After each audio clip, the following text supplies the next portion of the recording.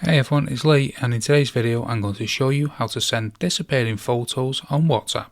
It's a really fun feature that lets you share photos that can only be viewed once. So let's get started. First, let's make sure that you have WhatsApp installed and then open the app. Then on the bottom right you'll see a blue camera icon. Click on that and you can either take a new photo or choose one from your photos library. Once you've chosen a photo, select it.